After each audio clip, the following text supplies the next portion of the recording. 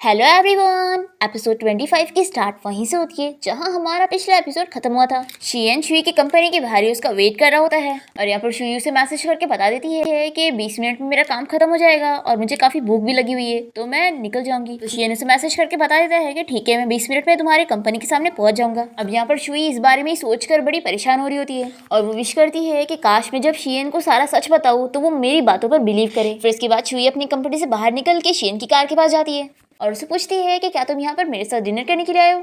ऐसा बोलते हुए वो फील करती है कि कार बहुत ही ठंडा है और वो सोचती है कि इसने तो कहा कि वो अभी यहाँ पर पहुंचा है, इसका मतलब है शियन कब से मेरे यहाँ पर वेट कर रहा था। फिर शियन पूछता है कि तुम्हें क्या हो गया, तो शुई कहती है कि मुझे इतनी भूख लगी है कि मैं कार का दरवाजा भी नहीं खोल पा रही हूँ, तो तुम मेरे लिए खोल के दो।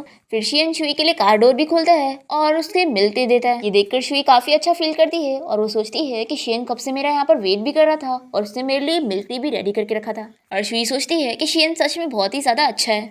फिर नेक्स्ट डे हम देखते हैं कि शुई अपने ऑफिस में होती है और यहाँ पर सभी बड़े खुश होते हैं कि इन लोग को ऑफिस से कुछ दिनों की छुट्टी मिल गई है चाइनीज न्यू ईयर सेलिब्रेट करने के लिए। अब यहाँ पर शुई शियन को मैसेज करके बता देती है कि कल वो अपने पेरेंट्स के घर पे जाने वाली है और फिर शुई अपने डैड और मॉम के लिए कुछ गिफ्ट खरीदने जाती है। यहाँ पर वो शियन के लिए भी वॉच खरीदती है और अपने डैड के लिए भी। तभी यहाँ पर वही मिस्ट्रेस भी शॉपिंग करने आई होती है और वो शुई को देख कर कहने लग जाती है कि कुछ लोग कुछ रिच बॉयफ्रेंड बनाते हैं और वो चाहे एजेड भी हो तो भी उन्हें कोई फर्क नहीं पड़ता। शुई ये सुन के भी उसे कुछ नहीं कहती और तभी इतने में इससे शियन का मैसेज आता है जो कि शुई से कह रहा होता है कि कल मैं तुम्हें छोड़ने आऊंगा। तो शुई उसे वॉइस मैसेज भेजती है कि हाँ ठीक है, मैं तुम्हारा वेट करूंगी। फिर शुई अपनी शॉपिंग करने के बाद यहाँ से जाने लगती है और उस मिस्ट्रेस को जवाब देती है कि हाँ मेरे पास रिच बॉयफ्रेंड है तो उससे क्या, तुम्हारे पास नहीं है इसलिए तुम्हें जेलसी हो रही है। ये बोलकर शुई जल्दी से चली जाती है और इस मिस्ट्रेस को काफी गुस्सा आता है। दूसरी तरफ हम चीन को देखते हैं जो कि प्रोफेसर यू के कॉलेज गई होती है। यहाँ पर वो देखती है कि यू कोई कैट के साथ खेल रहा होता है तो चिन भी यहाँ पर आकर उस कैट के साथ खेलने लगती है। तभी इतने में चिन को कैट का स्क्रैच लग जाता है तो यू तुरंत ही उसकी फिक्र करने लगता है और कहता है कि ये जंगली कैट है इसलिए इसे रेबीज भी हो सकता है, चलो मैं तुम्हें हॉस्पिटल लेके चलता हूँ। और चिन बड़ी खुश हो रही होती है कि यू उसकी काफी फिक्र कर रहा है। फिर हॉस्पिटल से निकलने के बाद चिन यू को कहने लगती है कि देखो ना, मुझे और भी बार इंजेक्शन के लिए आना होगा, क्या तुम भी मेरे साथ चलोगे।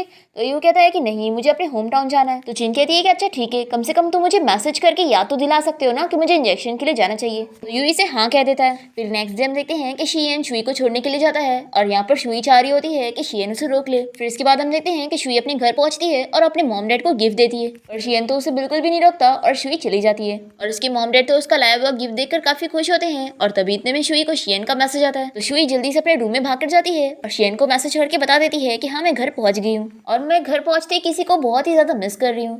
तो शियन कहता है कि किसे, तो शुई बताती है कि तुम्हें।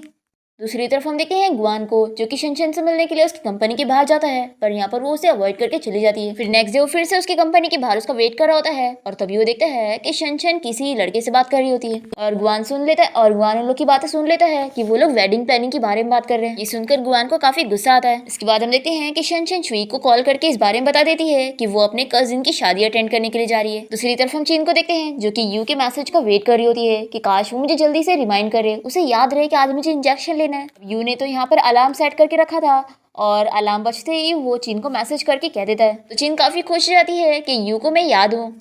अब दूसरी तरफ हम शनशन को देखते हैं जो कि अपने घर की तरफ जा रही होती है और तभी इसे यहाँ पर गुआन मिल जाता है। शनशन इसे देखते के साथ ही पूछती है कि तुम यहाँ पर क्या कर रहे हो, तुम्हें कैसे पता कि मैं यहाँ पे रहती हूँ। तो गुआन यहाँ पर शनशन से कहता है कि तुम मुझे जानबूझ के अवॉइड कर रही हो ना। तो शनशन कहती है कि बिल्कुल भी नहीं, मैं तुम्हें अवॉइड नहीं कर रही हूँ। तो यहाँ पर गुआन शनशन को प्रपोज कर देता है और कहता है कि मैं तुम्हें सच में लाइक करता हूँ, जिस पर शनशन कहती है कि ये रियल लाइकिंग नहीं है और अगर तुम मुझे लाइक करते हो तो मैं भी तुम्हें लाइक करती हूँ, लेकिन ये वैसा वाला लाइकिंग नहीं है, हम दोनों को ही फ्रीडम चाहिए और हम दोनों एक दूसरे के लिए बिल्कुल भी सही नहीं है, इसलिए अब ना मैं तुम्हारी लाइफ में तुम्हें डिस्टर्ब करूंगी और ना तुम मुझे डिस्टर्ब करना। ये बोलकर शनशन अपने घर में चली जाती है और बेचारा गुआन बहुत ही ज्यादा अपसेट हो जाता है। फिर नेक्स्ट डे हम देखते हैं कि चाइनीज न्यू ईयर का दिन आ जाता है और यहाँ पर शुई अपनी फैमिली के साथ सेलिब्रेट कर रही होती है। दूसरी तरफ शियन भी अपनी फैमिली के साथ डिनर कर रहा होता है और यहाँ पर गुआन और चेन भी होते हैं। अब शियन यहाँ पर घर के बाहर निकल के शुई को वीडियो कॉल करके उससे बात कर रहा होता है और शियन से वीडियो कॉल पे बात करने के लिए शुई भी अपने रूम में भाग कर आ जाती है और शुई शियन को इस बारे में बताती है कि मैं 2 दिन बाद अपने सीनियर की शादी में जाने वाली हूँ। और शियन उसके सीनियर का नाम सुन के थोड़ा जेलस हो जाता है कि आखिर वो कौन सा सीनियर है जिसकी वो शादी में जा रही है। और यहाँ पर शुई के मॉम डैड उसके रूम के बाहर से उसकी आवाजें सुन रहे होते हैं कि जरूर वो कोई ना कोई रिलेशनशिप में है। दूसरी तरफ शियन भी वीडियो कॉल पे बात करने के बाद वापस अपनी फैमिली के पास आके बैठता है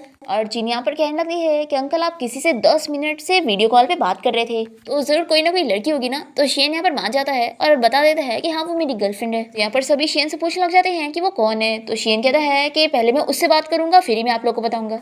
फिर इसके बाद हम देखते हैं कि 2 दिन हो जाते हैं और शुई अपने सीनियर की शादी में जाने के लिए रेडी हो रही होती है और वो काफी अच्छे से तैयार होती है क्योंकि वहां पर वो मिस्ट्रेस भी आने वाली है। फिर इसके बाद शुई अपने सीनियर की शादी में पहुंचती है और यहाँ पर शुई के क्लासमेट उसे पूछना चाहते हैं कि वो अपने एक्स बॉयफ्रेंड के साथ क्यों नहीं आई। तो शुई कहती है कि ऑफ कोर्स हमारा ब्रेकअप हो गया है तो मैं उसके साथ क्यों आऊंगी। तो शुई की फ्रेंड उसे पूछना चाहती है कि तुम्हारे पास अब कोई नया बॉयफ्रेंड है कि नहीं। तो शुई सोचना चाहती है कि वो क्या जवाब दे और इसी के साथ ही हमारा एपिसोड यहाँ पर खत्म हो जाता है। तो मिलते हैं नेक्स्ट एपिसोड में।